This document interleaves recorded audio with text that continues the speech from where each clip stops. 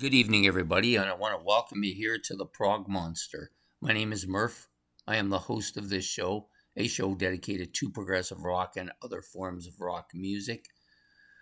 So, we're here tonight to do the episode that we do every Monday night, which is look back at a classic rock album. Tonight's episode will feature the Police. On the backside of the album. The Police and their album Outlandos D'amour, which was released on November the 17th, 1978, recorded at the Surrey Sound Studio.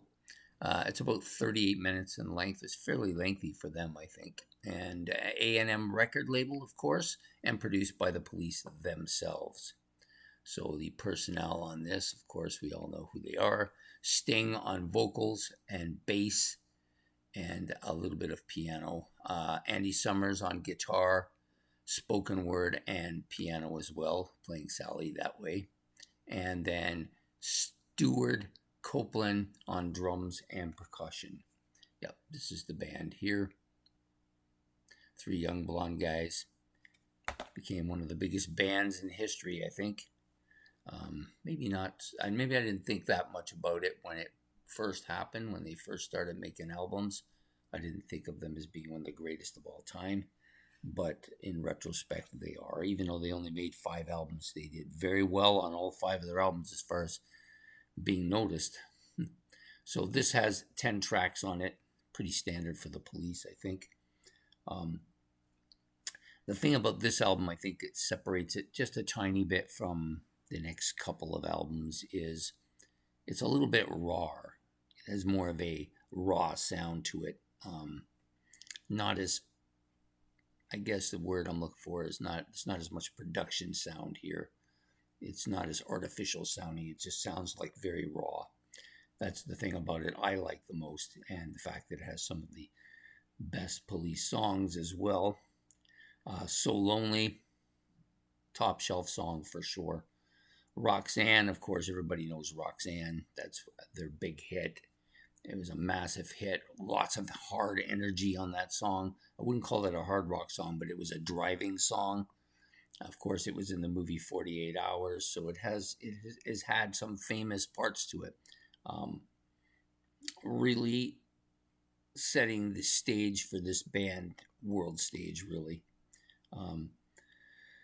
Can't Stand Losing You, another great song, very similar to Roxanne, maybe not as much of that driving sound, but really cementing them as a band with a lot of energy. Yeah, this is a fantastic album. Lots of stuff on here. The deep cuts I'm not as familiar with. I do listen to them on occasion. But it's really the big songs, Can't Stand So Close to Me, So Lonely, Roxanne, Hole in My Life. These are all songs that I've come to really enjoy the most. So it's got a little bit of stuff on it for some reason. Yeah, so this is the inside of the album. This album, particular volume of it, I thought it did. Maybe it doesn't. Oh, yeah, it opens up. I thought it opened up all the way. I couldn't figure out why it wouldn't. Some nice shots of the band here. Yeah. This is an excellent picture of them, too, this cover. You get that little tinge of yellow in their blonde hair. They wanted to. It's a black and white photo, but they give a little tinge of that. Yeah, super great album. A great debut album.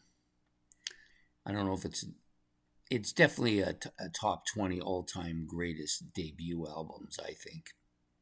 I can't think of more than that would be better than it. Maybe there might be a few more than that, but to me, it's a top album for sure. Not my favorite Police album, but it's a Police album that fits very well with their discography. So going forward, they get a little bit more commercial sounding, not as raw sounding, but still the music continues in the same vein. Really good. It's got that kind of reggae touch to it, that poppy sound to it, but driving at the same time. I've always liked the Police, and I think the reason that I have is because they're not your typical pop band. they have a raw, hard sound to them. And I have said that enough now, so I'm not going to go on about it. The three members of them. It's just the only unfortunate part about the Police is that they didn't continue past those first five albums. Maybe their energy was spent. Maybe they decided, we had a top album to finish. Let's just end it on top. Maybe that was their thing, and they've never done anything since. And I kind of respect that. You come out, you spend all your force, and then you're gone. You don't try to drag it out for years and create bad stuff that you don't want. And this album starts it all. So the Police's Outlandos D'amour, their debut album, is tonight's look back at a classic rock album. I hope you've enjoyed this episode. Please hit the like and subscribe. That's much appreciated, and the notification bell so you don't miss any more episodes. And if you want to make any comments about the album, if you want to talk a little bit about anything on it, you can do that.